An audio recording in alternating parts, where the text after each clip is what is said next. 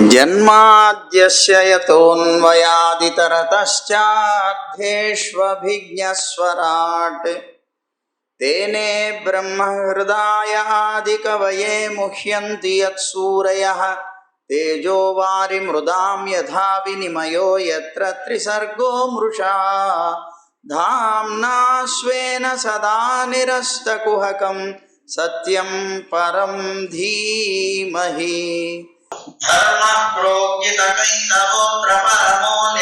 ధరాణాం సతాం వేద్యం వాస్తవమత్ర వస్తు శివదం తాపత్రయోన్మూలనం.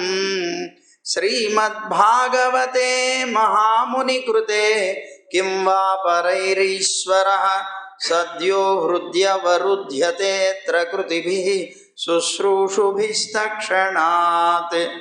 నారాయణం నమస్కృత్య నరం చైవ నరోత్తమం దేవీం సరస్వతీం వ్యాసం తతో జయముదీరయేత్.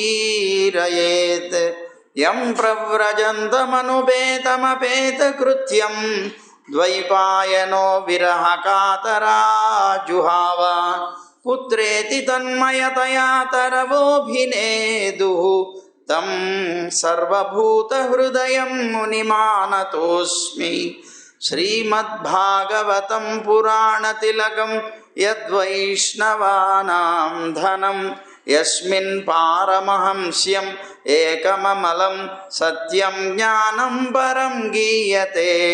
యత్ర జ్ఞానవిరాగభక్తినైష్కర్మ్యమావిష్కృతం నిగమకల్పతరోర్గళితం ఫలం సుఖముఖాదమృతద్రవ సంయుతం. పిబత భాగవతం రసమాలయం ముహురహో రసికా భువి భావుకాః. జ్ఞానానందమయం దేవం నిర్మలస్ఫటికాకృతిం ఆధారం సర్వవిద్యానాం హయగ్రీవముపాస్మహే. శ్రీరంగసింహగిరిదేశికపాదసేవా ప్రాప్తాఖిలద్రవిడవేదరహస్యజాతం శ్రీగౌతమాన్వయజమాశ్రితభాగధేయం గోపాలదేశికమహం శరణం ప్రపద్యే. సంసారసాగరే మగ్నం దీనం మాం కరుణానిధే. కర్మమోహగృహీతాంగం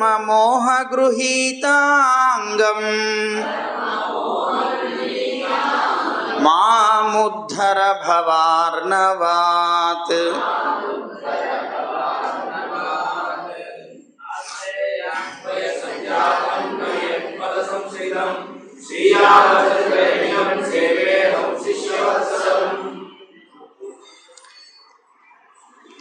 ఇక్కడ జన్మాద్యస్య యతోన్వయాదితరతశ్చార్థేష్వభిజ్ఞస్వరాట్ అని ప్రారంభించారు. ఇందులో దీనికి ఉన్నటువంటి అర్థాన్ని ఒకసారి మనం చూద్దాం. దీనికి చాలా అర్థాలు చాలామంది మహానుభావులు చెప్పి ఉన్నారు, కానీ ఒక అర్థాన్ని మనం చూద్దాం. జన్మాద్యస్య యతః అని, ఎవరి నుంచి అయితే జన్మాదులు వచ్చాయో, జన్మాదులు అంటే సృష్టి స్థితి లయాదులు వచ్చాయో, ఇది మనకి ఒక ఉపనిషత్ వాక్యాన్ని గుర్తు చేస్తుంది. యతోవా ఇమాని భూతాని జాయంతే ఏన జాతాని జీవంతి అనేటువంటి ఆ వాక్యం మనకు తెలుస్తుంది. దీన్ని బట్టి ఒకటి జ్ఞాపకానికి వస్తుంది. అంటే ఈ ఉన్నటువంటి ఈ వాక్యం ఉపనిషత్తు చెప్తోందంటే ఇది అంతా కూడా ఉపనిషద్ అర్థంగా మనం గుర్తించుకోవచ్చు. ఎవరి నుంచి అయితే ఈ జగత్తంతా కూడా పుడుతోందో, ఎవరి వల్లనైతే రక్షింపబడుతోందో, ఎవరిలో అయితే అది అంతమవుతున్నదో అతనే సాక్షాత్తు పరమాత్మ బ్రహ్మ అని చెప్పబడుతున్నాడు. ఈ జన్మాద్యశ యతః అనేటువంటి దాంట్లో ఈ కనిపించేటువంటి జగత్తంతటికి కూడా ఉపాదాన కారణమై ఉన్నాడు అని అర్థం. ఎవరి నుంచి అయితే పుడుతున్నాయో అంటే మళ్ళీ ఎవరిలో అయితే లయమవుతున్నాయో అన్నప్పుడు ఈ సృష్టికి అంతటికి కూడా ఉపాదాన కారణం అతనే అవుతున్నాడు. ఉపాదాన కారణం అంటే ఇప్పుడు పూర్వంలో మన ఇళ్ల ముందుకి బ్రాహ్మణోత్తములైనటువంటి వారు భిక్షకు వచ్చేవారు. ఆ వచ్చినప్పుడు వారు అనేవారు, అమ్మా ఉపాదానం వేయండి, ఉపాదానం వేయండి. ఉపాదానం వేయండి అంటే ఉపాదానం అంటే ఏమిటి అంటే మార్పు చెందే వస్తువు. ఇప్పుడు ఆ బియ్యం అనేటువంటిది అన్నానికి ఉపాదానం. అన్నంలాగా మార్పు చెందుతుంది అది. ఆ అన్నానికి ఉపాదానం అంటే బియ్యం అంటే పూర్వరూపం అన్నమాట. మూల వస్తువు అంటామే అది. పరమాత్మ మూల వస్తువు అవుతున్నారు ఈ జగత్తంతటికి కూడా. అంటే ఆయనలో నుంచే పుడుతున్నాయి, ఆయన చేతనే సంరక్షణ చేయబడుతున్నాయి, మళ్ళీ ఆయనలోనే లీనమవుతున్నాయి. ఇక్కడ మనకి ఉపనిషత్ చెప్తుంది, యథోర్ణనాభి అంటూ ఒక ఉదాహరణ ఇస్తుంది. ఒక సాలెపురుగు, ఈ సాలీడ్ అంటుంటాం చూడండి, ఈ సాలీడ్ని ఒకసారి అలా పాకుతున్నప్పుడు ఊరికి అలా టచ్ చేయండి, వెంటనే అది టకటకటకటకటగా కిందకి దిగుతుంది. దిగేటప్పుడు చూస్తే దానికి ఆధారం ఏమిటి అంటే ఏదో ఒక చిన్న సన్నటి దారం కనిపిస్తుంది. ఎక్కడి నుంచి వచ్చింది అది? దానిలో నుంచే వచ్చింది. మళ్ళీ అలా పాకుతూ ఉన్నటువంటి ఆ సాలిడ్ నుండి ఇట్లా అనండి, టకటకటకటగా పైకి వెళ్ళిపోతుంది. ఆ ఉన్నటువంటి దారం అంతా ఎక్కడికి వెళ్ళిపోయింది? తనలోకే వెళ్ళింది. మళ్ళీ తనలో నుంచి తీసినటువంటి ఆ దారంతోనే ఒక గూడు కడుతుంది. అది దాంట్లో అది నివసిస్తుంది. అంటే తనలో నుంచే తీసి సృష్టి చేస్తుంది, తనలో నుంచే సృష్టి, తనలోకే లయం. లోకంలో ఉండేటువంటి చిన్న కీటకం చేసే పని అది. అద్భుతమైనటువంటి ఆ స్వామి జగత్తునంతటిని సృష్టించి తనలో నుంచి సృష్టించి మళ్ళీ తనలోకి తీసుకుని వెళ్ళడం అనేటువంటిది ఆయనకి ఆశ్చర్యకరమైన విషయం ఏమీ లేదు.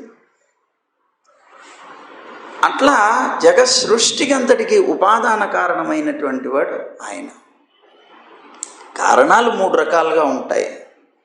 ఉపాదాన కారణమని, అలాగే సహకారి కారణమని.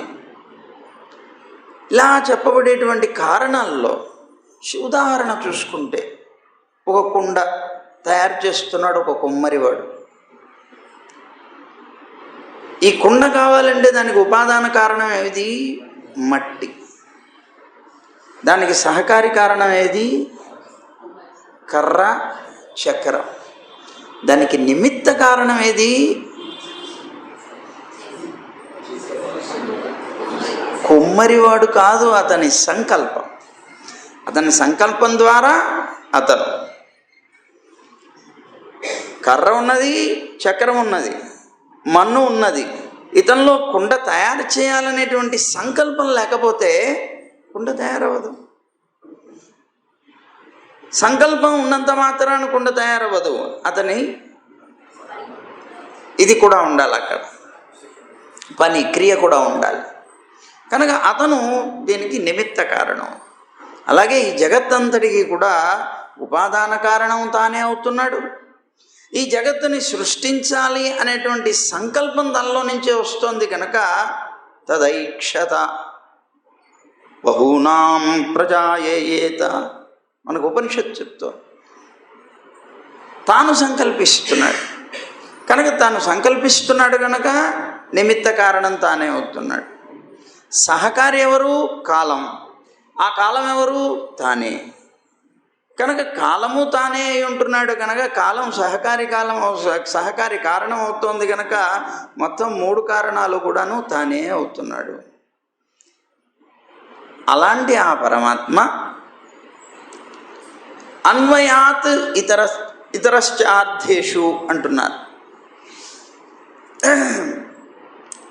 ఆయన లేకపోతే ఉండనివాడు, ఆయన ఉంటే ఉండేవాడు అవుతున్నాడు పరమాత్మ. తనంతట తాను ఉంటే ఉండేవాడు అవుతున్నాడు, తాను లేకపోతే లేనివాడు అవుతున్నాడు. అభిజ్ఞ అంటే సర్వజ్ఞుడై ఉన్నాడు. అతను సర్వజ్ఞుడై ఉన్నాడు అంటే జగత్ కర్తృత్వం యొక్క కర్తృత్వం ఏదైతే ఉంటుందో దాని అంతటినీ కూడా మంచి సంపూర్ణంగా అవగతం చేసుకోగలిగినటువంటి గొప్ప జ్ఞానం కలిగినటువంటి వాడు అవుతున్నాడు. స్వరాట్ అది అంత మాత్రం చేతనే కాకుండా తనంతట తానుగా ప్రకాశించి స్వతంత్రుడు కూడా అవుతున్నాడు. ఈ జగత్తంతటికి కూడా తానే పరిపాలకుడు అవుతున్నాడు. తేనే బ్రహ్మ. అలాంటి పరమాత్మ ఎవరైతే ఉన్నారో ఆయనే మొట్టమొదట వేదం పలికాడు. ఆ వేదం ఆయన యొక్క నిశ్వాస రూపంగా వచ్చింది. ఆ వేదాన్ని మొట్టమొదట పలికినటువంటి వాడు తానే అంటే అర్థం బ్రహ్మగారికి ఉపదేశం చేశాడు. ఆ హృదా ఆయన యొక్క సంకల్పం చేతనే యహ ఆదికవయే మొట్టమొదటి కవిగా చెప్పబడేటువంటి చతుర్ముఖ బ్రహ్మ ఎవరైతే ఉన్నారో ఆయనకి చెప్పాడు తానే స్వయంగా. వేదాన్నంతటినీ అనుగ్రహించాడు. ఆ పరమాత్మ ముహ్యంతి యత్సూరయ ఎలాంటి వాడట అంటే తన యొక్క అద్భుతమైనటువంటి గుణాల చేత దేవతల్ని కూడా మోహపరచగలిగినటువంటి గొప్ప శక్తి కలవాడ్డ. తేజోవారి మృదాం యథా వినిమయ.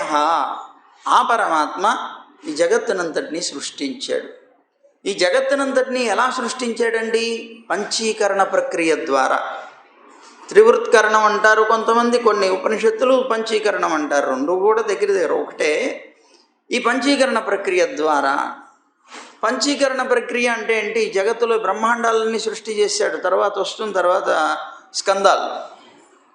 ఈ జగత్తునంతటినీ మొట్టమొదట సృష్టించింది బ్రహ్మాండ, అండపిండ బ్రహ్మాండాలు అంటున్నాం. ఇవన్నీ సృష్టి చేసింది ఆయనే.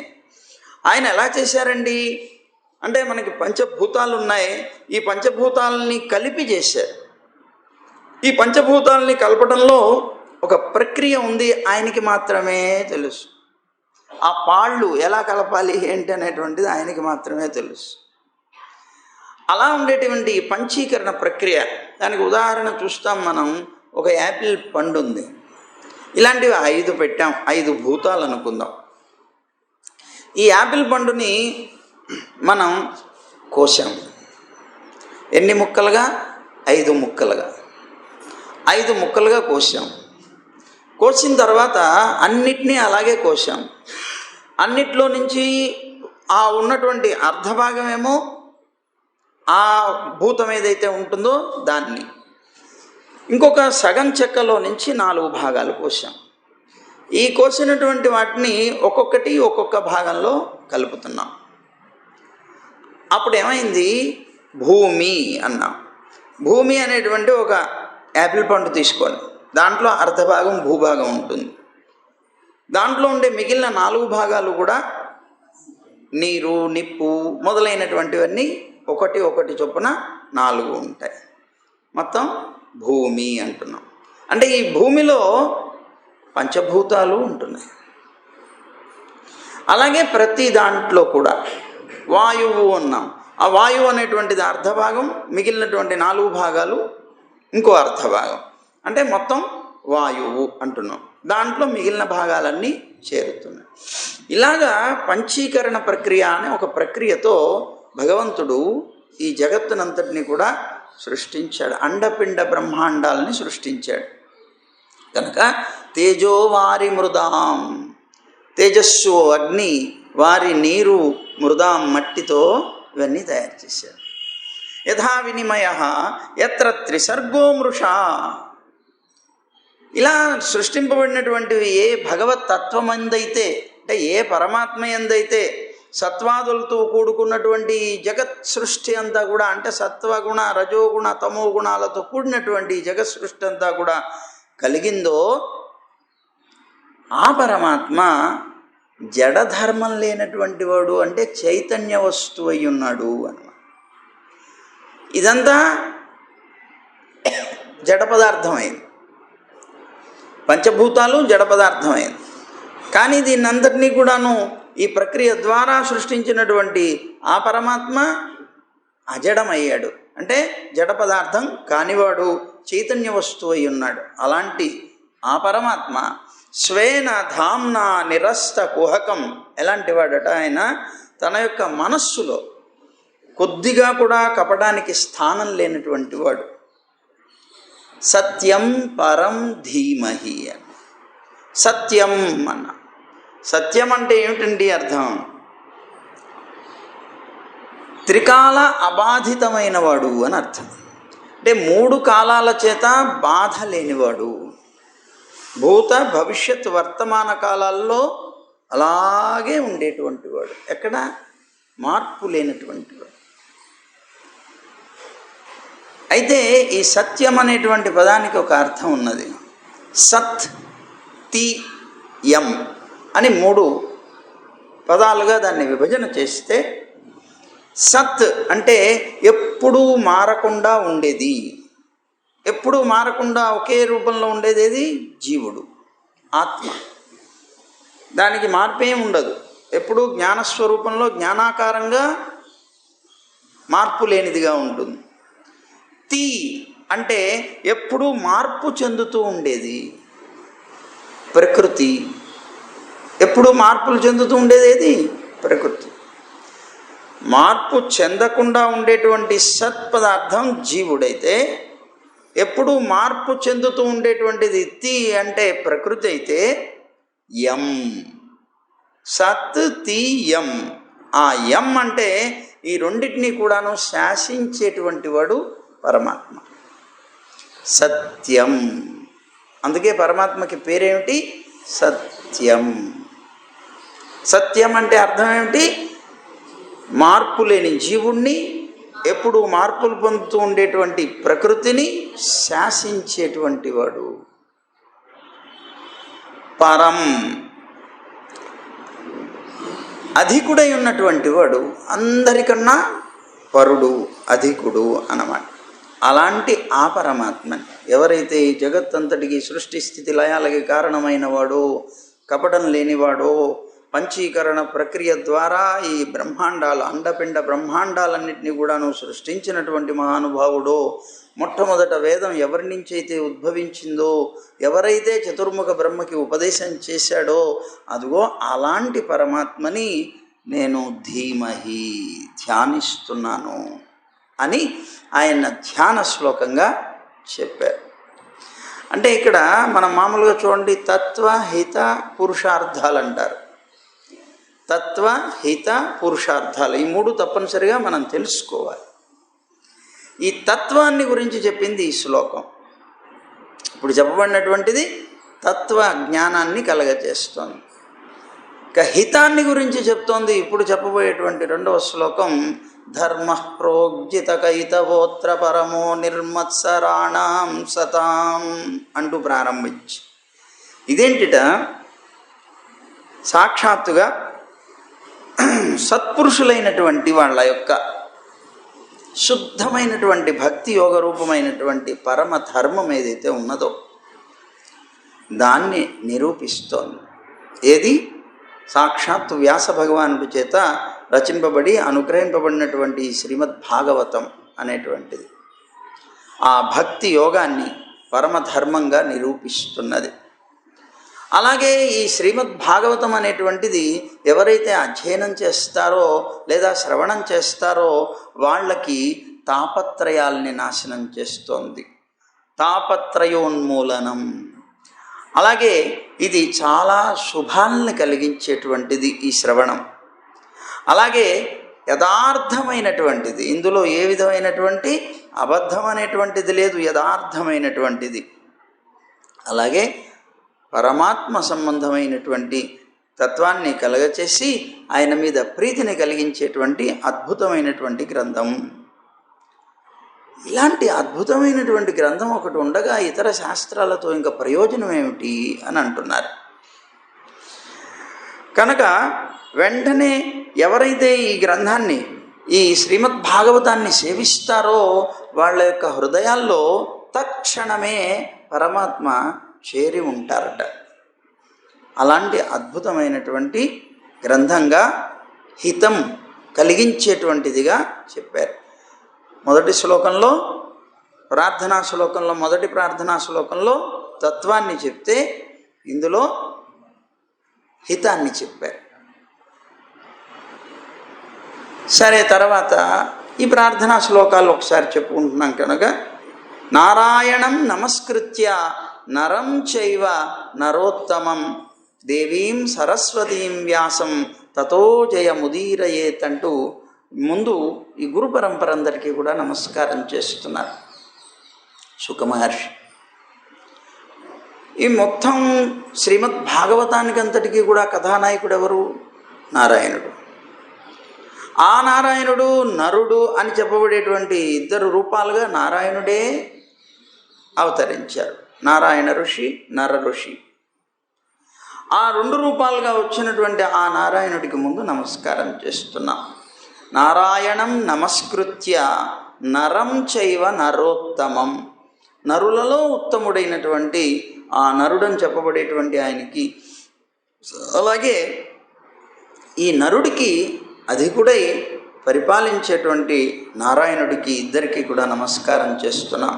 అలాగే దేవీం సరస్వతీం, ఆ దేవి అయినటువంటి సరస్వతి అంటే వాక్కులకి ప్రధానమైనటువంటిదిగా చెప్పబడేటువంటిది కనుక సరస్వతీదేవికి, అలాగే ఈ గ్రంథాన్ని అనుగ్రహించినటువంటి వారు విద్యామూర్తి, సాక్షాత్తు వేదాలన్నింటినీ కూడాను విభజించినటువంటి మహానుభావుడైనటువంటి వ్యాసుడికి తతో జయముదీరయేత్ అంటున్నారు. వీళ్ళందరికీ కూడా నమస్కరిస్తున్నాం. కానీ ఇక్కడ జయ శబ్దాన్ని వాడారు. జయం అంటే శ్రీమద్భాగవతం. శ్రీమద్భాగవతానికి జయమని పేరు. పురాణాలన్నిటికీ జయమని పేరు. పురాణాలన్నీ 18. ఇక్కడ ఈ జయ శబ్దంలో ఉన్నటువంటి అద్భుతమైనటువంటి అర్థం, ఇక్కడ జయ శబ్దాన్ని ఉపయోగించడంలో ఆంతర్యం ఏమిటి అంటే, జయ శబ్దం జ యా 2 అక్షరాలు. ఈ అక్షరాలు మనకి మన అక్షరమాలలో కనుక మనం ఒకసారి చూసినట్లయితే, ఎక్కడి నుంచి మనం చూడండి, కా అనేటువంటి ఆ అక్షర వరుస, అలాగే తర్వాత ఉండేటువంటి టా, కా నుంచి టా వరకు 9 అక్షరాలు వస్తాయి. అలాగే పా నుంచి 5 వస్తాయి. యా మొదలు 8 అక్షరాలు. ఇవన్నీ కూడా ఒకసారి ఆలోచన చేస్తే, జా యా ఎక్కడున్నాయి అని ఆలోచన చేస్తే, జా అనేటువంటిది చూడండి ఎక్కడొస్తుంది, ఛా ఛా జా ఝా అనేటువంటిది వస్తుంది. టా అనేటువంటి దానికి 8వదిగా వస్తుంది. యా యా అనేటువంటి దాని నుంచి వచ్చి 8 అక్షరాలుగా వస్తే 8వ అక్షరంగా జా అవుతుంటే, యా అనేటువంటి దాంట్లో మొదలు పెడితే ఇది 1వదిగా వస్తుంది. 8 1 అనేటువంటిది జా 8, యా అనేటువంటి యారా లావా అనేటువంటి దాంట్లో 1 కదా యా వస్తుంది. ఈ 8 జా అనేటువంటిది 8 అయితే, ఇది 1 అయితే 8 1 వస్తుంది. కానీ సంస్కృతంలో అంకానాం వామతో గతి అని ఒక ఇది ఉన్నది విధానం. అంకెల్ని తర్వాతది ముందుది తర్వాత లెక్క వేస్తారు. 8 1 అనేటువంటిది 1 8గా చెప్పుకుంటారు. 1 8 అంటే 18 అయింది. ఈ జయశబ్దం మనకేం తెలియజేస్తుంది? 18 అంకెని తెలియజేస్తుంది. 18 అంకె ఏం చెప్తోంది? పురాణాలని తెలియజేస్తుంది. ఈ పురాణాలని 18 పురాణాలు, 18,000 శ్లోకాలు శ్రీమద్భాగవతం. ఈ 18 చెప్తోంది. ఏమిటి 18లో ఉన్నటువంటి విశేషం ఏమిటి? 18లో 1 ఆత్మని తెలియజేస్తుంది. ఆత్మ ఇప్పుడు 1 అంటే ఆత్మని తెలియజేస్తుంది. 8 శరీరాన్ని తెలియజేస్తుంది. అంటే ఆత్మతత్వాన్ని, శరీరతత్వాన్ని, ఈ రెండిటిని కూడాను తెలియచేసేటువంటిదే జయం అని పేరు కలిగినటువంటి శ్రీమద్భాగవతం. ఈ 8 శరీరాన్ని ఎలా తెలియచేస్తోందండి? ఒకటైతే జీవాత్మ ఒక్కడే గనక చెప్పాం. 8 అంటే 8 ఏమిటి? అవి శరీరం, పంచభూతాలు, అలాగే మనస్సు, బుద్ధి, అవ్యక్తం. పంచభూతాలు 5, మనస్సు, బుద్ధి, అవ్యక్తం 8 అయ్యాయి. ఇవన్నీ అన్నమాట. ఈ ఉండేటువంటి జీవతత్వాన్ని, ఈ శరీరతత్వాన్ని మొత్తాన్ని కూడాను యథార్థంగా తెలియచేసేటువంటి అద్భుతమైనటువంటి పురాణాలు కనుక దీనికి జయం అని పేరు. ఈ పురాణాలన్నిటికీ జయ శబ్దం చెప్పబడుతోంది. అంటే 18 పురాణాలు జయ శబ్దంతో చెప్పబడుతున్నాయి. సరే, ఇలా ఉండగా ఇంకొక శ్లోకాన్ని కూడా ప్రార్థనా శ్లోకంగా తీసుకున్నారు. ఇప్పటిదాకా వ్యాస మహర్షి మొదలైనటువంటి వారిని ప్రార్థించి తర్వాత యం ప్రవ్రజంతమనుపేతముపేత కృత్యం అంటూ ప్రారంభించారు. శుక మహర్షిని గురించి ప్రార్థిస్తున్నారు. వ్యాస భగవానుడి యొక్క కుమారుడు శుక మహర్షి.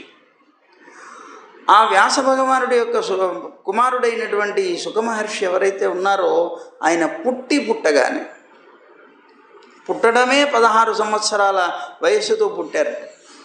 చాలా కాలం గర్భంలో ఉండిపోయారు.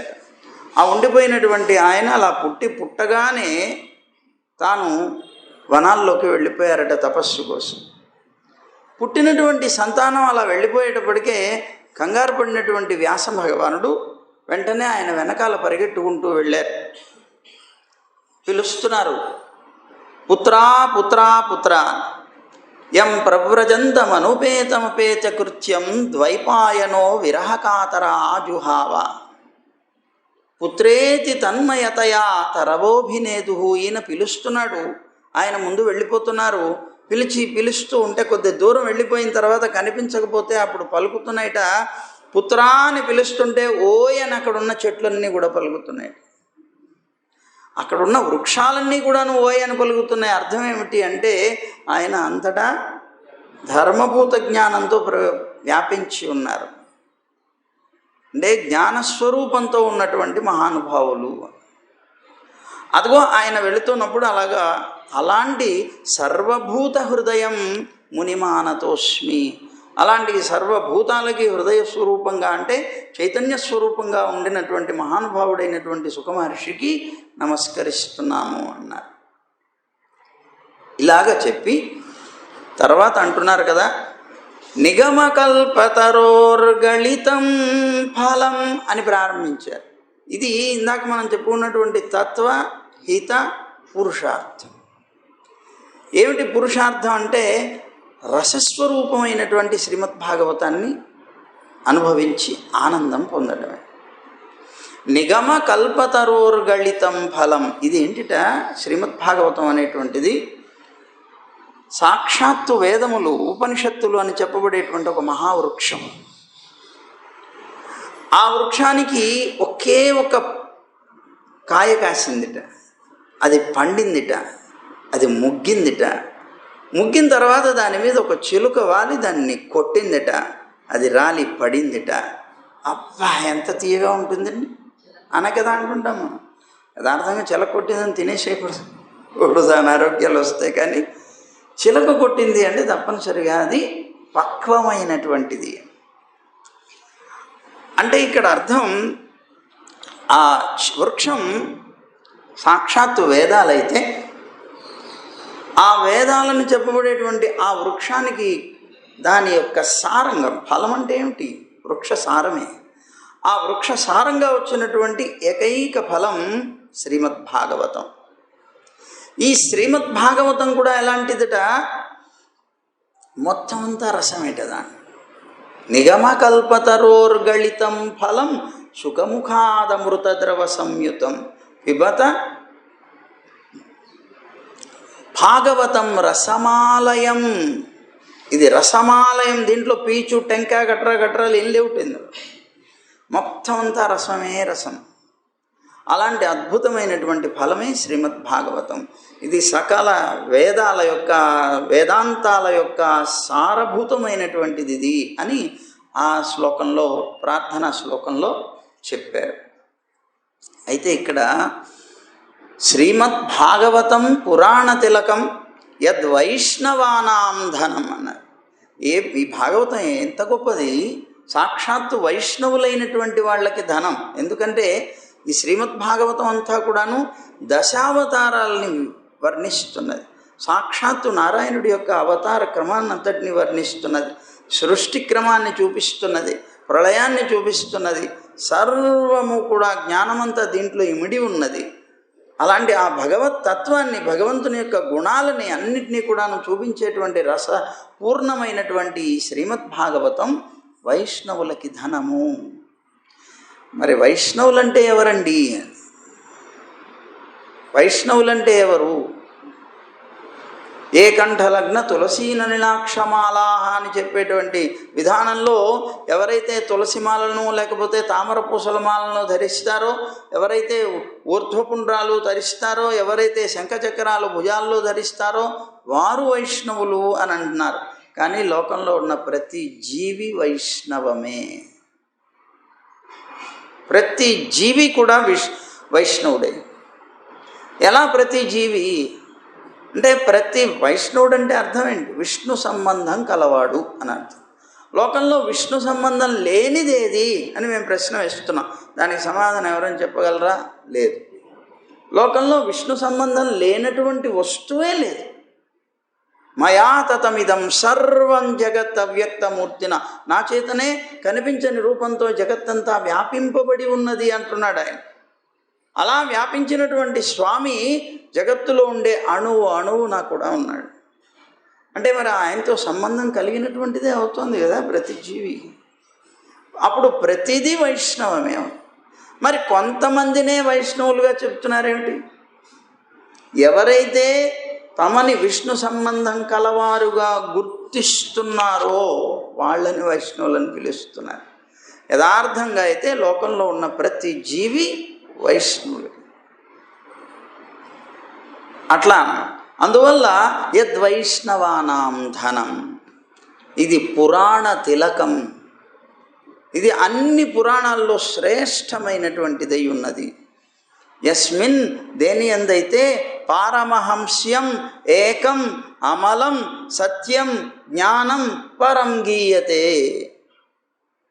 దేని అందైతే పారమహంస్యం అంటే ఒక పరమహంసలైనటువంటి వాళ్ళ చేతనే గ్రహింపదగినటువంటిది.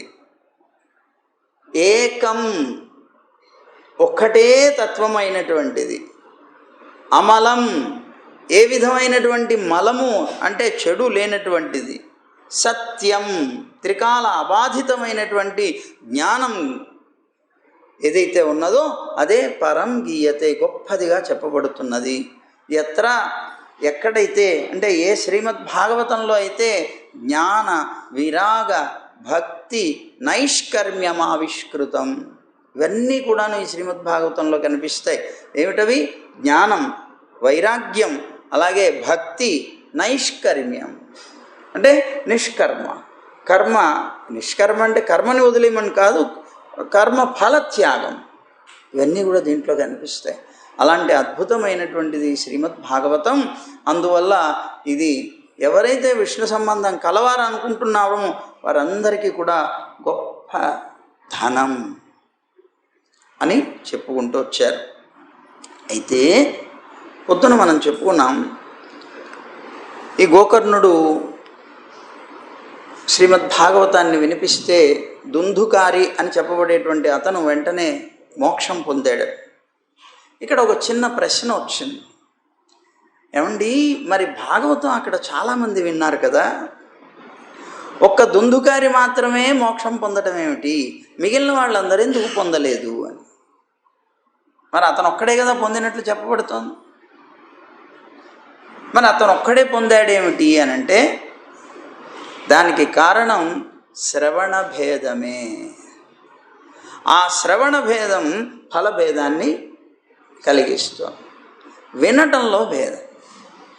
మనం చెప్తుంటాం చాలామందికి హాయిగా జోలపాట్లాగా ఉంటుంది, హాయిగా నిద్రపోతారు, ఎంతో ఆనందంగా నిద్ర వస్తుంది.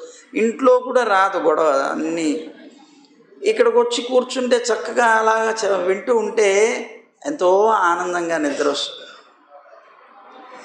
కొంతమంది అలా కాకుండా ఇందాక చెప్పినటువంటి ఈ మన శ్రవణ భేదాల్లో శ్రోతల్లో ఉండేటువంటి లక్షణాలు చెప్పాను చూడండి. ఆ ప్రవరుల్లాగా చక్కగా శ్రద్ధగా కొన్ని వినేటువంటి వాళ్ళు ఎవరైతే ఉన్నారో అందరూ కూర్చొనే ఉన్నారు. కానీ వినేవారు కొంతమంది ఉంటారు, కొంతమంది నిద్రపోయేవారు ఉంటారు, కొంతమంది ఇక్కడున్నా కూడాను వింటున్నట్లే ఉన్నా కూడా ఎక్కడో తిరుగుతూ ఉంటారు మనస్సుతో. శ్రవణంలో భేదం లేదు, ఉంటుంది కదా, మరి ఫలంలో కూడా భేదం ఉంటుంది కదా తప్పనిసరిగా అని అంటున్నారు అన్నమాట. అందుకని ఒక మాట అంటున్నారు కదా, అధృఢంచ హతం జ్ఞానం. జ్ఞాపకం పెట్టుకోండి ఎప్పుడైనా, అధృఢంచ హతం జ్ఞానం. నమ్మకం లేనటువంటి, విశ్వాసం లేనటువంటి, నిశ్చయాత్మకమైనటువంటి రూపం లేనటువంటి జ్ఞానం ఎప్పుడూ వ్యర్థమే. జ్ఞానంలో నిశ్చయాత్మకత ఉండాలి. అది లేనటువంటి ఆ జ్ఞానం వృధా అయిపోతుంది. అంటే శ్రద్ధగా విని అది మనస్సులో దృఢపరుచుకొని ఉన్న ఆ జ్ఞానమే నీకు ఉపయోగపడుతుంది. అక్కడ వచ్చి ఎక్కడో మనస్సు పెట్టుకొని వింటే అది నీకు ఉపయోగపడదు, వృధా కదా అది. అందువల్ల అధృఢంచ హతం జ్ఞానం, ప్రమాదేన హతం శృతం. మనం పరాకుగా కనుక విన్నాము అంటే ఆ పొందేటువంటి జ్ఞానం వృధా అయిపోతుంది. ప్రమాదేన హతం శృతం కనుక పరాకుగా వినకూడదు, ఎప్పుడూ కూడా దీక్షగా శ్రద్ధగా వినాలి. సందిగ్ధోపి హతో మంత్ర. మనం ఆ మంత్రం తీసుకునేటప్పుడు సందేహంతో తీసుకున్నామనుకోండి, అది అతనికి వృధా అయిపోతుంది, పనిచేయదు ఆ మంత్రం. విశ్వాసంతో తీసుకోవాలి. వ్యగ్రచిత్తో హతో జప. జపం చేసేటప్పుడు మనస్సు ప్రశాంతంగా ఉండాలి. కానీ టెన్షన్గా ఉందనుకోండి, ఆ జపం ఫలం ఇవ్వదని మనకే తెలుస్తుంది కాదండి. మరి మన మనసు దాని మీద నిలకడ లేదు అని మనకే తెలుస్తుంది కనుక ఏదో చేశాను కానీ ఏం పెద్ద దానివల్ల ప్రయోజనం లేదు అనుకుంటాం. అలాగే అవైష్ణవో హతో దేశ. వైష్ణవుడు లేనటువంటి, విష్ణు భక్తి లేనటువంటి వాడి అతను లేనటువంటి దేశం వ్యర్థమైపోతుంది, వృథా అయిపోతుంది. విష్ణు భక్తి కలిగినటువంటి వైష్ణవుడు నివసించేటువంటి దేశం చాలా ఉత్తమమవుతుంది. అలాగే హతం శ్రార్థం అపాత్రకం. అపాత్రుడైనటువంటి వాడికి చేయించేటువంటి, అంటే వాడిని భోక్తగా పెట్టుకొని చేసేటువంటి శ్రాద్ధం ఏదైతే ఉంటుందో అది హతం, వృధా అయిపోతుంది. అలాగే హతం అశ్రోత్రియే దానం. శ్రోత్రియుడు కానటువంటి అతనికి ఇచ్చేటువంటి దానం వృధా అయిపోతుంది. అనాచారం హతం కులం. ఆచారం లేకుండా జీవించేటువంటి వాడు కనుక ఉంటే కులాన్ని అది నాశనం చేస్తుంది. విశ్వాసో గురువాక్యేషు. గురువుగారు ఏదైతే మనకి చెప్తారో వాటి యందు విశ్వాసం ప్రధానంగా ఉండాలి. విశ్వాసం కనుక లేకపోతే ఏది మనకి పని చెయ్యదు. అది చాలా ముఖ్యమైనటువంటి అని చెప్తున్నారు. సరే, ఈ శ్రీమద్ భాగవతం భవసాగరాన్ని దాటడానికి చాలా గొప్ప నావ అన్నారు. ఎలాగండి అంటే, అసారే సంసారే విషయ విష సంఘాకులధియ క్షణార్థం క్షేమార్థం పిబత సుఖగాధాపురసుధాం కిమర్థం వ్యర్థం భో వ్రజత ఉపథే కుత్సిత కదే పరీక్షిత్ సాక్షి యశ్రవణ ముక్త్యుక్తి కథనే.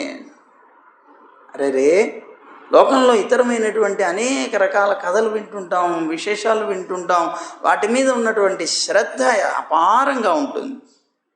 కానీ ఏమంటున్నారంటే అపారమైనటువంటి ఈ సంసారం అనే సాగరం ఏదైతే ఉన్నదో దాన్ని నువ్వు దాటాలి అని అనుకుంటే అనేక రకాలైనటువంటి కష్టాలతోటి దుఃఖాలతోటి ఉండి మిళితమై ఉండేటువంటి ఈ సంసారం అనేటువంటి సాగరాన్ని నువ్వు కనుక నిజంగా దాటాలి అని అనుకున్నట్లయితే, నీ క్షేమం కనుక నీకు కావాలి అనుకుంటే ఒక్క క్షణకాలం పాటు ఆ సుఖమహర్షి అనుగ్రహించినటువంటి శ్రీమద్ భాగవతం అనేటువంటి కథాసుధని నువ్వు పానం చేయవయా. అదే నీ జీవితాన్ని తరింపచేస్తుంది. యథార్థంగా మరి దీనికి ఏదైనా కిమర్థం వ్యర్థం భో, అబే ఎందుకు అనవసరంగా వ్యర్థంగా నువ్వు జీవితంలో అనేక రకాలైనటువంటి విషయాల గురించి వెళతావు, వాటిని శ్రవణం చేయడానికి ఇచ్చగిస్తావు. నీ జీవితాన్ని వృధా చేసుకోకు. నువ్వు నీకు నిజంగా క్షేమం కలగాలి అనుకుంటే భాగవతాన్ని విను. ఏమండి, శ్రీమద్ భాగవతాన్ని వింటే సంసారం అనేటువంటి సాగరాన్ని దాటిపోగలమా? దానికి ఎవరైనా సాక్షి ఉన్నారా? పరీక్షిత్ మహారాజే ఉన్నారు. పరీక్షిత్ సాక్షి, ఆయనే సాక్షి. శ్రవణం చేయడం మాత్రం చేత మోక్షాన్ని పొందినటువంటి వారు కనుక ఇలాంటి అద్భుతమైనటువంటి శ్రీమద్ భాగవత కథని శ్రవణం చేయండి, అది మాత్రమే మిమ్మల్ని తరింపచేస్తుంది అన్నారు. సరేనండి, శ్రీమద్ భాగవతం అని చెప్పుకుంటున్నాం కదా, ఇంతకీ అసలు భాగవతం అంటే ఏమిటండి? భాగవతం అంటే అర్థం ఏమిటి? భగవతః ఇదం భాగవతం అని అంటారు ఒక అర్థం. అంటే భగవంతునికి సంబంధించినటువంటిది కనుక దీనికి భాగవతం అని పేరు. లేదు భాగవతః ఇదం అన్నప్పుడు భాగవతోత్తముడైనటువంటి లేదా భాగవతోత్తములైనటువంటి మహానుభావుల యొక్క చరిత్రల్ని తెలియచేసేటువంటిది కనుక ఇది భాగవతం. దీనికి పురాణం అని కూడా అనుకున్నాం. పురాణం అంటే పురాభవం, అంటే చాలా పురాతనంలో ఎప్పుడో పుట్టినటువంటిది, జరిగినటువంటిది. ఆ సంఘటన ఏదైతే ఉంటుందో దాన్ని గురించి తెలియచేసేటువంటిది కనుక పురాణం. పురాణం అనేటువంటి దానికి ఇంకొక అర్థాన్ని చెప్తూ పురాపి నవం, చాలా ప్రాచీనమైనటువంటిది అయినప్పటికీ కూడా ఇప్పటికీ అది కొత్తగానే అనిపిస్తుంది. చూడండి, భాగవతం అనేటువంటిది మీరు ఎన్నిసార్లు ఎంతమంది దగ్గర విన్నా కూడా అది ఏదో కొత్తది వింటున్నట్లుగానే అనిపిస్తుంది, నవాయమానంగా ఉంటుంది.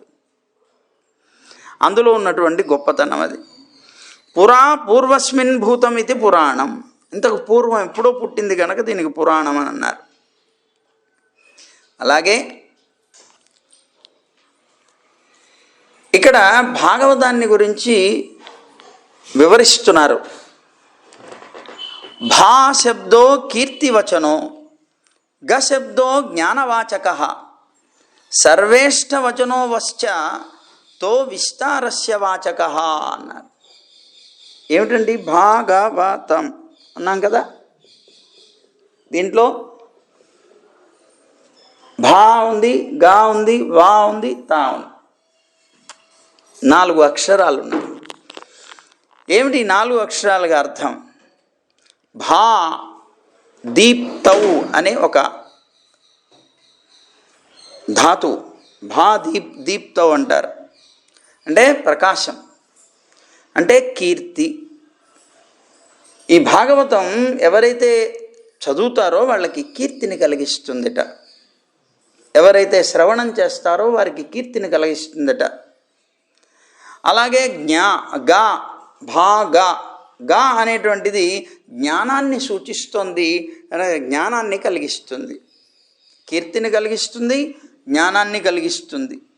వా అనేటువంటిది సర్వేష్టవచనో వశ్చ, ఇది మనకుండేటువంటి అనేక రకాలైనటువంటి ఇష్టాలని ఇస్తుంది, కోరికల్ని అనుగ్రహిస్తుంది. త భాగవత, త అంటే విస్తారంగా అనుగ్రహిస్తుంది. విస్తారమైనటువంటి ఇవన్నీ కూడా పైన చెప్పబడినవన్నీ విస్తారంగా అనుగ్రహించగలిగేటువంటిది అవుతుంది. కనుక దీనికి పేరు భాగవతం. అంటే అర్థం ఏంటి? మనకున్నటువంటి 4 పురుషార్థాలు ఉన్నాయి కదా, ధర్మ అర్థ కామ మోక్షాలని ప్రసాదిస్తుంది. అలాంటిది ఈ శ్రీమద్ భాగవతం. అయితే ఈ భాగవతం యొక్క ఇంకొక అర్థాన్ని, అంటే దీని యొక్క వైభవాన్ని చెప్తున్నారు. అర్థోయం బ్రహ్మసూత్రాణం భారతార్థ వినిర్ణయ గాయత్రీ భాష్య రూపోసౌ వేదార్థ పరిబృంహిత. ఏంటిట? ఇది బ్రహ్మసూత్రాల యొక్క అర్థం. ఇది బ్రహ్మసూత్రాలు ఏవైతే ఉన్నాయో వ్యాస మహర్షి అనుగ్రహించారు, ఉపనిషత్తులకి సంబంధించినటువంటి సూత్రాలుగా ఆ చెప్పబడినటువంటి బ్రహ్మ జ్ఞానాన్ని కలిగించేటువంటి సూత్రాలు అన్నమాట. అందువల్ల ఆ బ్రహ్మసూత్రాల యొక్క అర్థంగా ఉన్నదట ఈ శ్రీమద్ భాగవతం. ఇది ఈ మాట, ఈ శ్లోకం ఎవరు చెప్పారు? ఎక్కడిది? ఇది గరుడ పురాణంలో. అలాగే భారతార్థ వినిర్ణయ, భారతాన్ని చక్కగా వివరించగలిగేటువంటిది, భారతం యొక్క అర్థమేమిటో వివరిస్తుందట ఇది. గాయత్రీ భాష్య రూపోసౌ, సాక్షాత్తు గాయత్రి మంత్రం ఏదైతే ఉందో దానికి స్వయంగా ఇది భాష్యం లాంటిదిట, గాయత్రి మంత్ర భాష్యం లాంటిదిట. వేదార్థాన్ని అనుగ్రహించేటువంటి ఇది సంహిత శ్రీమద్ భాగవతం అంటే. అలాంటి ఉత్కృష్టమైనటువంటి గ్రంథం ఇది అని అన్నారు. సర్వ వేదాంత సారం హి శ్రీమద్ భాగవతమిష్యతే తద్రసామృత తృప్తస్య నాణ్యత్ర స్యాదతి అతిక్వచిత్. ఈ శ్రీమద్ భాగవతం అని చెప్పబడేటువంటిది సర్వ వేదాంత సారంట. సర్వ వేదాంతాల యొక్క సారమే శ్రీమద్ భాగవతం అని చెప్పబడుతుంది. దీన్ని ఒక్కసారి కనుక రుచి చూశాడు అంటే, ఆ రసాన్ని ఒక్కసారి కనుక తాగాడు అంటే లోకంలో ఉండేటువంటి ఏ విధమైనటువంటి దాని యందు ఇంకా రుచి పుట్టదు. ఏ శాస్త్రంలో కూడాను దీని యందు రుచి పుట్టినటువంటి వాడికి కలగదు. అలాంటి అద్భుతమైనటువంటి గ్రంథం అన్నారు. ఇందాక మనం చెప్పుకున్నాం, ఇది 18 పురాణాల్లో ఒకటి. మరి 18 పురాణాలు ఏమిటండి అని కొంతమందికి సందేహం కలగచ్చు. ఆ 18 పురాణాలు ఏమిటనేది కూడా ఒకసారి చూద్దాం. ఏమేంటి ఊరికే పేర్లే చూద్దాం. దానికి ఒక చక్కనైనటువంటి శ్లోకం చక్కగా చెప్పారు. మద్వయం భద్వయం చైవ భరత్రయం వచతుష్టయం అనాపకూష్కలింగాని పురాణాన్ని ప్రచక్షతే అని. ఇవన్నీ పురాణాల పేర్లు. తమాషా. మద్వయం అన్నారు. మకారంతో ప్రారంభమయ్యేటువంటి పురాణాలు 2ట. ఏమిటవి? మత్స్య పురాణం, మార్కండేయ పురాణం. మకారంతో ప్రారంభమవుతాయి. భద్వయం భకారంతో ప్రారంభమయ్యేటువంటి పురాణాలు 2ట.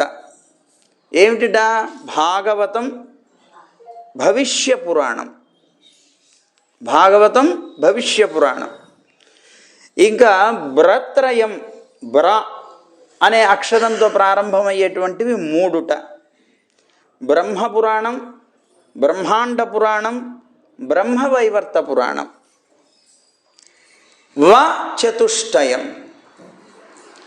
వ అనేటువంటి అక్షరంతో పుట్టేటువంటివి 4ట. ఏమిటిట అవి? వామన పురాణం, వాయు పురాణం, విష్ణు పురాణం, వరాహ పురాణం. అనాపకూష్కలింగాని అని అన్నారు. ఆ అకారంతో ఉండేటువంటిది ఒకటి అగ్ని పురాణం. నా అనేటువంటి అక్షరంతో ప్రారంభమయ్యేటువంటిది నారదీయ పురాణం. అలాగే కు అనేటువంటి అక్షరంతో అనాపకూష్కలింగాని అన్నారు కదా, ఆ కు అనేటువంటి దాంతో కూర్మ పురాణం. స్క అన్నారు కదా, స్కంద పురాణం. లింగాని, లింగ పురాణం. గా అనేటువంటిది లింగ్ అనేటువంటిది లింగ పురాణం అయితే, గా అనేటువంటిది ఉంది కదా, గరుడ పురాణం. మొత్తం ఇవన్నీ 18 పురాణాలు అయ్యాయి. 18 పురాణాల పేర్లని ఒక శ్లోకంలో బద్ధం చేసి చూపించేశారు. పద్మపురాణం, పకారం, ఇలా మనకి 18 పురాణాలు అయ్యాయి. ఎంతో అద్భుతమైనటువంటి ఈ 18 పురాణాల సంఖ్య గురించి మనం చెప్పుకున్నాం. ఇవన్నీ చెప్పే జ్ఞానం. ఇక్కడ శ్రీమద్ భాగవతం అనేది చూస్తే అది ఒక కల్పవృక్షం అనుకుందాం. ఒక కల్పవృక్షం శ్రీమద్ భాగవతం. మరి దీనికి బీజం ఉండాలి. వృక్షం వచ్చింది అంటే దానికి బీజం లేకుండా వృక్షం ఎలా వస్తుంది? దానికి బీజస్వరూపుడు పరమాత్మ అంటే నారాయణుడు. బీజం వచ్చిన తర్వాత దానికి అంకురం వస్తుంది కదా. ఆ అంకురం ఓంకారం. ఇది పెరిగింది. పెరిగినటువంటి ఈ వృక్షానికి మరి శాఖలు వస్తాయి కదా. ఆ శాఖలు 12 శాఖలు ఉన్నాయట. అవే 12 స్కందములు అని. అంటే పరమాత్మయే బీజమై, ఓంకారమే అంకురమై పెరిగినటువంటి ఈ మహావృక్షం ఏదైతే ఉందో దానికి ఉన్నటువంటి శాఖలు 12 స్కందాల రూపంలో ఈ మహావృక్షం అంటే భాగవతం అనేటువంటి మహావృక్షం ఉన్నది. మరైతే ఈ స్కందాలు అనేటువంటివి 12 పెద్ద పెద్ద కొమ్మలు అన్నమాట. పెద్ద పెద్ద కొమ్మలు. మరి దీనికి చిన్న చిన్న శాఖలు కూడా ఉంటాయి కదా. మరి చిన్న చిన్న కొమ్మలు కూడా ఉంటాయి కదా. అవన్నీ కూడా అధ్యాయాలు. ఆ అధ్యాయాలు ఎన్నిట? 335. 335 చిన్న చిన్న కొమ్మలు ఉన్నాయి. ఆ శాఖలు అన్నమాట. మరైతే దీంట్లో మరి ఆకులు ఉంటాయి కదా, రెమ్మలు ఉంటాయి కదా. దీనికి ఉండేటువంటి రెమ్మలన్నీ ఎన్నిట? 18,000. 18,000 రెమ్మలతో ఉన్నదిట. మరి దీనికి ఆకులు ఉంటాయి కదా. ఈ ఆకులు ఎన్నండి? 5,76,000 అంటే అక్షరాలు అన్నమాట. 5,76,000 అక్షరాలే దీంట్లో ఉండేటువంటి అక్షరాలు అంటే ఆకులు. ఇది ఒక మహావృక్షం. అయితే మళ్ళీ ఒక్కసారి సక్రమంగా వినండి. ఈ ఉన్నటువంటి భాగవతం అనేటువంటి కల్పవృక్షానికి బీజస్వరూపుడు పరమాత్మ, దానికి అంకురం ఓంకారం. అది పెరిగితే దానికి వచ్చినటువంటి శాఖలు పెద్ద పెద్ద కొమ్మలు 12 స్కందాలు. అయిన తర్వాత దానికి ఉండేటువంటి రెమ్మలు ఉన్నాయి చిన్న చిన్నవి. దానికి ఉండేటువంటి చిన్న చిన్న శాఖలు అవన్నీ 335. మళ్ళీ దానికి చిన్న చిన్న రెమ్మలు ఉన్నాయి 18,000. దానికి ఉన్నటువంటి ఆకులు 5,76,000. ఇది ఒక అద్భుతమైనటువంటి భాగవత కల్పవృక్షం అన్నమాట. అయితే ఇప్పుడు ఈ ఉన్నటువంటి శ్రీమద్ భాగవతాన్ని మనం సప్తాహ రూపంలో చెప్పుకుంటూ ఉంటారు.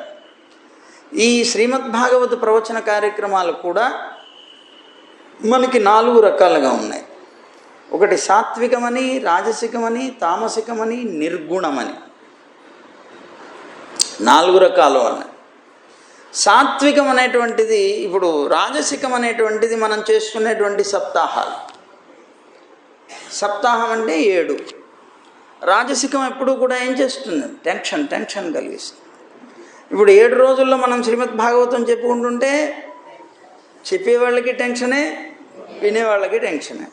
ఎందుకని? తొందరగా కాదేమో, పూర్తి కాదేమో. ఎందుకు కాదు అని అంటే మనం రాత్రి పగలు కూర్చోలేము కనుక. సుఖమహర్షి పరీక్షణ్ మహారాజుకి చెప్పారంటే 24 గంటలు రోజు చెప్పి వారం రోజులు చెప్పారు. మనం చెప్పుకుంటే ఒక పొద్దున 1.5 గంట, సాయంత్రం 1 గంట. సరే, ఇప్పుడు 40 రోజులు కనుక ఇబ్బంది లేదు. అదే వారం రోజుల్లో అనుకోండి, టెన్షనే కదా. మరి వినేవాళ్ళకి ఏమీ అర్థం కాదు. ఏదో చెప్పుకుపోతున్నారు, ఏదో వినేస్తున్నాం. అందువల్ల రాజసికం అంటారు దాన్ని. అయితే ఇంకా సాత్వికం అనేటువంటి ప్రయోగం ఒకటి ఉన్నది. ఈ సాత్వికం ఇప్పుడు ఎట్లా అంటే 15 రోజుల్లోనూ, 18 రోజుల్లోనూ, 21 రోజుల్లోనూ, 30 రోజుల్లోనూ చెప్పుకునేటువంటిది సాత్వికం అంటారు, సాత్విక శ్రవణం. ఇక తామసం ఉన్నది. తామసం అనేటువంటిది బాగా అలసత్వంతో కూడినటువంటి శ్రవణం. ఒక పక్కన నిద్ర వస్తుంది,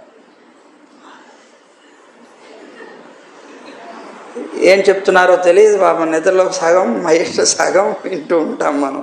బాగా అలసిపోయింది శరీరం, అలసిపోవడం లేదు, బద్ధకం, అలా ఉండేటువంటి స్థితిలో వినేటువంటిదంతా తామసికం అంటారు.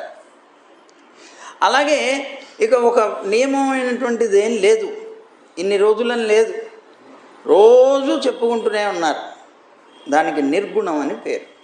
రోజు శ్రవణం కనుక చేసినట్లయితే దానికి నిర్గుణం అని పేరు. మళ్ళీ ఇందులో కూడా ఈ చెప్పబడినటువంటి సాత్విక, రాజసిక, తామసిక, నిర్గుణం అని చెప్పబడేటువంటి శ్రవణాల్లో కూడా ఏ ఏ రోజుల్లో ఎంతెంత మటుకు పారాయణ చేయాలి, ఏ అధ్యాయం వరకు, ఆ క్రమాన్నంతటి కూడా మనకి చెప్తోంది. అయితే ఈ మహానుభావుడైనటువంటి పరీక్షణ్ మహారాజు యథార్థంగా సుఖమహర్షి అనుగ్రహించిన శ్రోత సరైనటువంటి వాడు, లేకపోతే లోకానికి ఎలా అందుతుంది? చెప్పేవారు చెప్తూ ఉన్నా వినేవారు నిద్రపోతూ ఉంటే చాలండి అంటారు. చెప్పేవాళ్ళకి చెప్పలేరు, వినేవాడు ఎటు వినడు, అది ఆగిపోతుంది. కానీ వినేటువంటి వాడు ఉత్సాహంగా విన్నటువంటి దానికి ఇంకా ఇంకా మళ్ళీ మళ్ళీ ప్రశ్నలు వేస్తూ అడుగుతూ ఉంటే చెప్పేవాళ్ళకు కూడా ఉత్సాహం వస్తుంది. ఆ ఉత్సాహంతో చెప్తూ ఉంటారు. పరీక్షణ్ మహారాజుకి సుఖమహర్షికి అలాగే జరిగింది.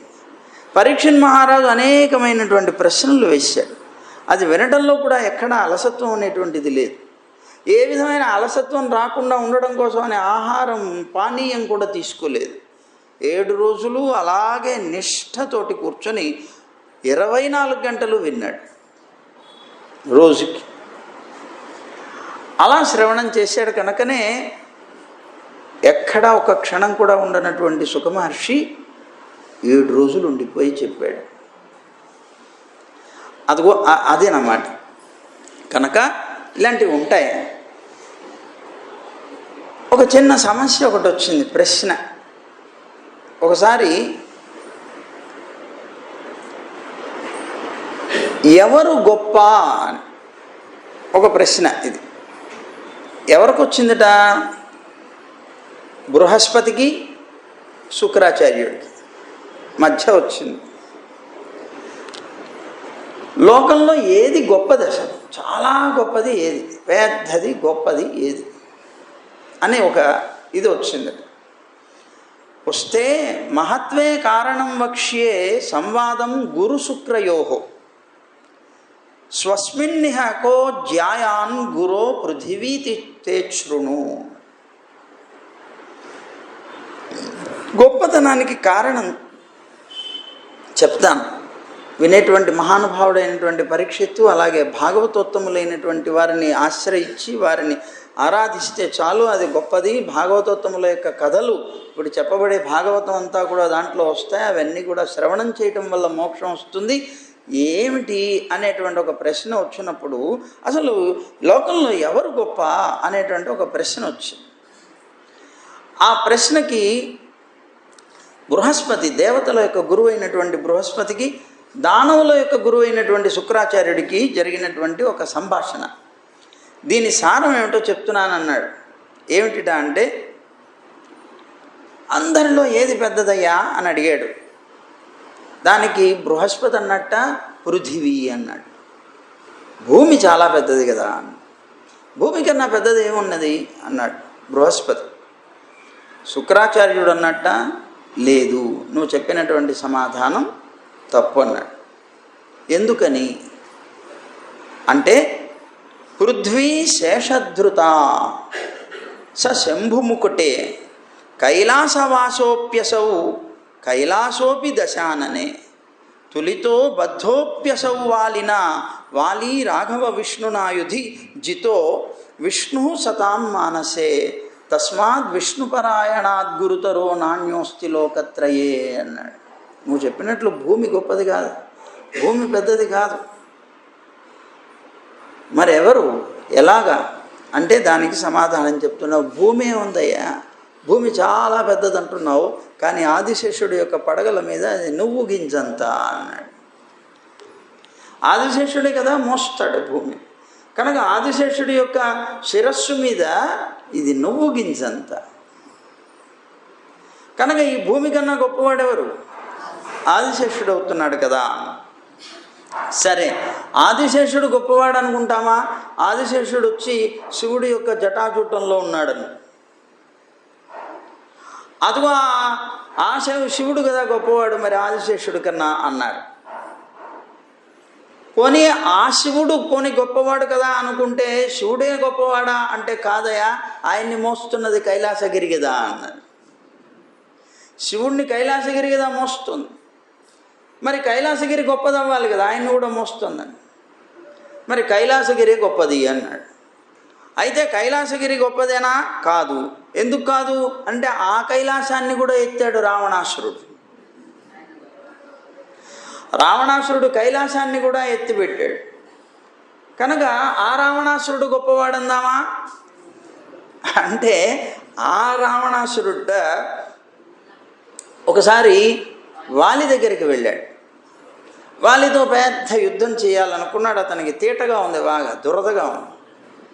ఎవరున్నారు నాకన్నా గొప్పవాళ్ళు, వాళ్ళతో యుద్ధం చేయాలని పరిగెడుతుంటే ఎవరో చెప్పారట, వాలి ఉన్నాడు మహా పరాక్రమవంతుడు, అతనితో వెళ్ళి నీ తీట తీరుతుంది. తీరా అక్కడికి వచ్చాడు. వచ్చిన తర్వాత యుద్ధం చేయాలి. యుద్ధం చేద్దామని వస్తే సరిగ్గా ఆ సమయంలో వాలి సప్త సముద్రాల్లోనూ సంధ్యావందనం చేయడం కోసం వెళ్తున్నట్టు. అలా వాలి వెళుతూ ఉన్న సమయంలో ఇతను వస్తే, ఇతను ఈ మాట అడుగుతుంటే, ఉండవయ్యా నేను సంధ్యావందనానికి వెళ్తున్నా, తర్వాత నీతో మాట్లాడతా అని చంకలో పెట్టుకున్నట్టు అతన్ని సంకలో పెట్టుకుని అక్కడికి వెళ్ళి సంధ్యావందనాదులన్నీ చేసి మళ్ళీ వెనక్కి తిరిగి వచ్చాడు. వచ్చేటప్పటికే అతని యొక్క తోకలో వెంట్రుకల్లో 10 తలలతో చిక్కుకొని ఉన్నట్టు ఇతను రావణాసు. ఆ వాలి యొక్క అనుచరులైనటువంటి వాళ్ళు చూసి ఏదో కీటకం వచ్చి నీ పుచ్చంలో ఉన్నదని చెప్పి దాన్ని తీసి బయటపడేశారు. ఇప్పుడు రావణాసురుడు కన్నా గొప్పవాడేవాడు వాలి. మరి వాలే గొప్పవాడు అందామా అంటే ఆ వాలితో యుద్ధం చేసి అతన్ని సంహరించినటువంటి వాడు రామచంద్రుడు. ఒక్క బాణంతో చంపేశాడు ఆ వాలిని. కనుక ఆ నారాయణుడు, రాముడు అంటే నారాయణుడు, ఆ రఘురాముడైనటువంటి అతను గొప్పవాడయ్యాడు అనుకుందామా అంటే అతనికన్నా గొప్పవాళ్ళు ఉన్నారయ్యా. ఎవరు? అతన్ని కూడా తమ హృదయాల్లో బంధించి దాచుకోగలిగినటువంటి మహానుభావులైన భక్తులు అన్నారు. అందువల్ల తస్మాత్ విష్ణుపరాయణాః, విష్ణుపరాయణులైనటువంటి వాళ్ళు ఎవరైతే ఉన్నారో గురుతరో వాళ్ళే ఉత్తములు. నాణ్యోస్తి లోకత్రయే, 3 లోకాల్లో కూడా వాళ్ళకన్నా గొప్పవాళ్ళు ఎవరు లేరు, పెద్దవాళ్ళు లేరు. అలాంటి మహానుభావుల యొక్క చరిత్రలు మహానుభావుడైనటువంటి సుఖమహర్షి చేత, మహానుభావుడైనటువంటి పరీక్షిన్ మహారాజు వింటే మా అందరి దాకా వచ్చింది. అలాంటి అద్భుతమైనటువంటి ఈ శ్రీమద్ భాగవతాన్ని ఒక క్షణకాలం కూడా మనం వృధా చేయకుండా వినాలిట. ఆయుషః క్షణ ఏకోపి సర్వరత్నైర్న లభ్యతే. ఏమండి, ఎవరికైనా సరే నేను కొన్ని కోట్ల వజ్రాలు ఇస్తానయ్యా, ఒక్క క్షణకాలం పాటు నాకు ఆయుష్నివ్వు అంటే ఇవ్వగలరా? ఏమండి, ఇవ్వగలరా ఎవరైనా? కొన్ని కోట్ల వజ్రాలు ఇస్తాను ఒక్క క్షణకాలం పాటు. ఆయువుని కొనలేమయ్యా, అది అమూల్యమైనటువంటి, ఆ అమూల్యమైనటువంటి కాలాన్ని నువ్వు వృధాపరచుకోకు. అమూల్యమైనటువంటి కాలం ఒక క్షణం నీకు వ్యర్థమైపోయినా కూడా అది మళ్ళీ తిరిగి నీకు రాదు. దాన్ని నువ్వు వెలపెట్టి కొందామన్నా కొనలేవు. కనుక ప్రతి క్షణము అనుక్షణం భగవత్ స్మరణ లేకుండా జీవితం వ్యర్థంగా గడపకు అని చెప్పారు. బుభుక్షిత న కరోతి పాపం, కిం న కరోతి పాపం అంటున్నారు. ఇద్దరున్నారు, ముముక్షువులు బుభుక్షువులు అని. ముముక్షువులు అంటే మోక్షం మీద కోరిక కలిగిన వారు. బుభుక్షువులు అంటే భోక్తుమిచ్చ, ఎప్పుడు తిందాం, అనుభవిద్దాం, హాయిగా నిద్రపోదాం అనుకునేటువంటి బుభుక్షువులండి. ఆ బుభుక్షువులైనటువంటి వారు కిం న కరోతి పాపం, నువ్వు ముముక్షువై బ్రతుకు, మోక్షం మీద కోరిక కలిగినటువంటి వాడువై బ్రతుకు. బుభుక్షువై అంటే నీకు ఏదో అన్ని సుఖాలు లేకపోతే అన్నిటినీ అనుభవిద్దాం అనేటువంటి విధానంలో జీవనం సాగించకు. ఎందుకంటే బుభుక్షువైనటువంటి వాడు చెయ్యని పాపం అంటూ ఏమున్నది అన్నారు. చేయని పాపం అంటూ ఏమున్నది? ఎందుకంటే అనిత్యాని శరీరాణి, ఈ శరీరాలు అనిత్యములైనటువంటివి, నిత్యం కాదు. ఇవి ఇవాళ ఉంటాయి, రేపు రాలిపోతాయి. విభవో నైవ శాశ్వత, మనకి లభించేటువంటి ధనాదులో లేదా వైభవం ఏదైతే ఉన్నదో అది శాశ్వతమైనటువంటిది కాదు. ఇవాళ ఉంటుంది, రేపు పోతుంది. నిత్యం సన్నిహితో మృత్యు, నీకు నీ వాళ్ళు కూడా సన్నిహితంగా ఉండరేమో కానీ మృత్యువు మాత్రం నీకు ఎప్పుడూ సన్నిహితంగానే ఉంటుంది. నిత్యం నీకు సన్నిహితంగా ఉండే ఏకైక స్నేహితుడు ఎవరు? మృత్యు. కనుక కర్తవ్యో ధర్మ సంగ్రహ, నీకు ధర్మాన్ని పోగు వేసుకోవడమే నీ కర్తవ్యం అని గుర్తుపెట్టుకో. ధర్మాన్ని పోగు వేసుకోవడం అంటే, ధర్మం అంటే ఏవో ఏవో అనుకోకు. ధర్మస్వరూపుడు పరమాత్మే. రామో విగ్రహవాన్ ధర్మ, సాక్షాత్తు ధర్మస్వరూపుడైనటువంటి ఆ పరమాత్మని నిరంతరం కూడా స్మరిస్తూ, ఆ కథల్ని శ్రవణం చేస్తూ, తాగుతూ, అనుభవిస్తూ ఉండటమే నీ జీవితం. నీ జీవితంలో ఒక క్షణం కూడా వృధా చేయకు అని ఉపదేశం చేస్తున్నారు మహానుభావుడు. సుఖమహర్షి ఉపదేశం చేస్తుంటే అక్కడ ఉన్నటువంటి ఋషులందరూ అనుకున్నారట, పిబంతి నద్య స్వయమేవ నాంభ. నదులు ఉన్నాయి, అవి ఎప్పుడైనా తమ రుచి తమకి తెలుసా? ఎప్పుడైనా తమ నీటిని అవి తాగి రుచి చూసాయా? ఎవరికి ఉపయోగపడుతున్నాయి అవి? లోకంలో మనకి నీరు తనకి తాను ఎప్పుడూ ఉపయోగపడదు. తన రుచి ఏమిటో తనకి తెలియదు, కానీ లోకంలో ఉన్న మనందరి కోసం ఉపయోగపడుతుంది. అలాగే ఖాదంతి న స్వాదు ఫలాని వృక్షా. ఎప్పుడైనా ఒక మామిడి చెట్టు తనకి పండినటువంటి ఆ మామిడి పండ్ల యొక్క రుచి తనకి తెలుసా? తెలుసుకుందా ఎప్పుడైనా? కానీ ఆ పండ్ల యొక్క రుచి తెలుసుకునే వాళ్ళం మనం. అంబోదరో వర్షతి నాత్మహేతో, మేఘాలు వర్షిస్తున్నాయి. ఆ వర్షం ఎవరికి?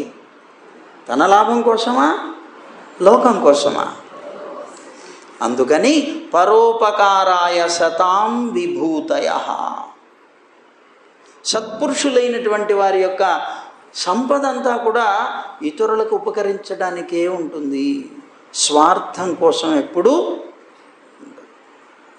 జల సంపద, ఫల సంపద, ఇవన్నీ సంపదలే కదా, వాటితోనేగా బతుకుతున్నాం మనం. ఆ జల సంపద అధికంగా కలిగినటువంటి ఆ జలం తన రుచి తనకు కూడా తెలియకుండా తనందరికీ తనని తాను సమర్పించుకుంటుంది. వృక్షం ఫల రూపంలో సమర్పించుకుంటుంది, మేఘం వర్ష రూపంలో తనని తాను సమర్పించుకుంటుంది. తన విభూతులన్నింటినీ కూడా ఇతరుల కోసమే ఉపయోగిస్తాయి. దానేన పాణిహి నతు కంకణేన. పాణి అంటే చెయ్యి. చెయ్యి ఎప్పుడు నీకు నిజంగా చెయ్యి అవుతుందో తెలుసునా, హస్తం అవుతుందో తెలుసునా? నువ్వు దానం చేసినప్పుడు. అది కంకణాలు పెట్టుకుంటే హస్తం కాదు. దానేన పాణిహి నతు కంకణేన. శ్రోత్రం శృతేనైవ న కుండలేన. నువ్వు అందమైనటువంటి కుండలాలు పెట్టుకొని బ్రహ్మాండమైనటువంటి కుండలాలతో తిరిగినంత మాత్రాన అది నీ శ్రోత్ర ఇంద్రియం కాదు, అంటే చెవి కాదు. నీ నిజంగా ఈ శ్రోత్రేంద్రియం ఎప్పుడు సార్థకమవుతుంది, ఎప్పుడు అందమైంది అవుతుంది అంటే నువ్వు ఎప్పుడైతే భగవంతుని యొక్క కథలని చెవితో వింటావో అప్పుడు అదే భూషణం దానికి. ఇవి భూషణాలు కావు. విభాతి కాయ కరుణాపరాణం. నీ శరీరం ఎప్పుడు ప్రకాశిస్తుంది? నీ శరీరం ఎప్పుడు ప్రకాశిస్తుంది అంటే కరుణాపరాణం. ఇతరుల మీద నువ్వు ఎప్పుడైతే కరుణ చూపిస్తావో, దయ చూపిస్తావో అప్పుడు నీ శరీరానికి ఉండే ప్రకాశం వేరు. అంటే నీ శరీరం పొందడం వల్ల నీకు గొప్పతనం అప్పుడే. పరోపకారేణ నచ్చందనేన. అంతేగాని శరీరానికి ఎప్పుడైతే నువ్వు ఇతరుల మీద కరుణ చూపిస్తావో అప్పుడు అది శరీరం, కానీ చందనాదులు పూసుకోవడం వల్ల అది శరీరం కాదు, అది సుఖాన్ని పొందేటువంటి కాదు అని అన్నారు. కనుక జాగ్రత్తగా జ్ఞాపకం పెట్టుకో అని ఇవన్నీ కూడాను సూక్తులుగా చెప్పుకుంటూ వస్తూ వచ్చారు.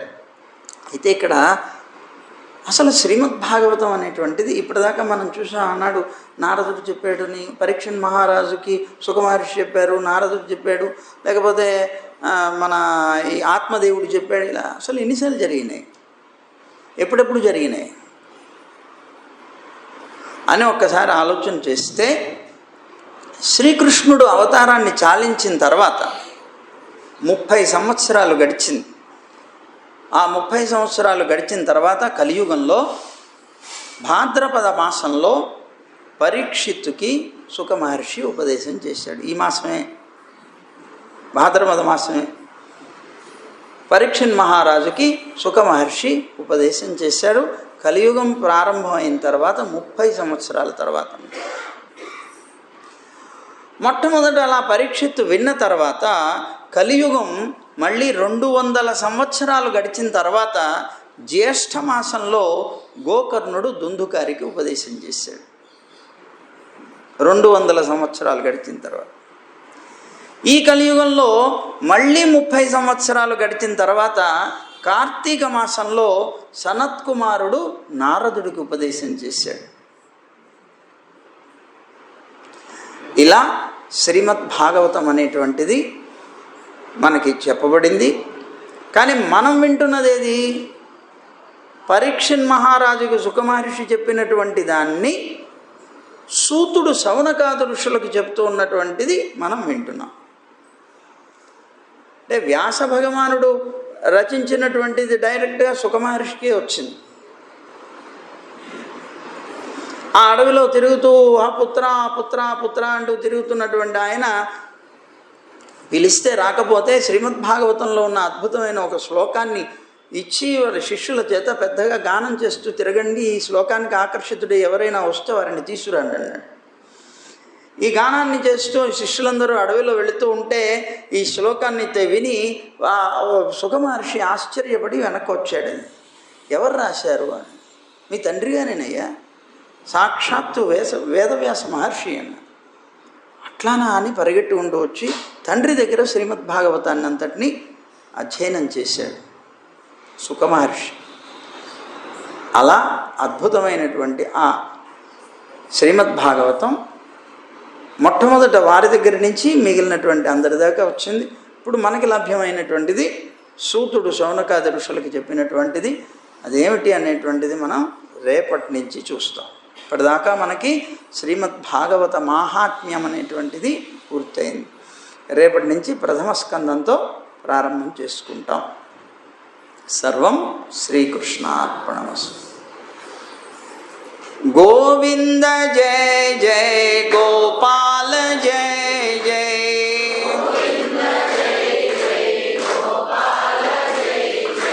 రాధారమణ హరి గోవింద జయ జయ.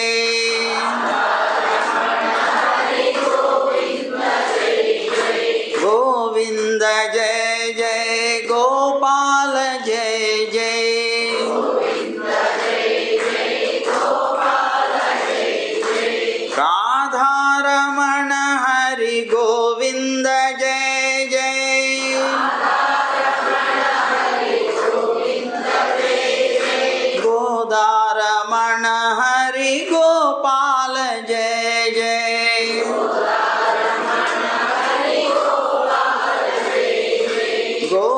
గోవింద గోవింద గోవింద జయ జయ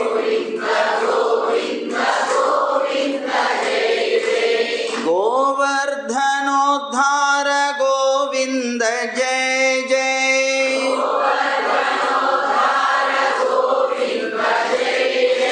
గోపీ మనోహర ముకుంద జయ జయ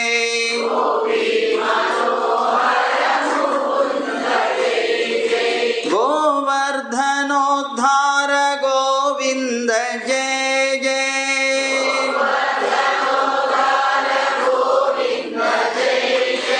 గోపీ మనోహర ముకుంద జయ జయ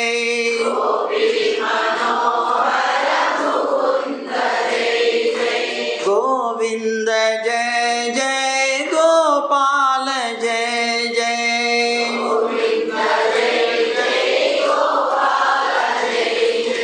గోవింద జయ జయ గోపాల జయ జయ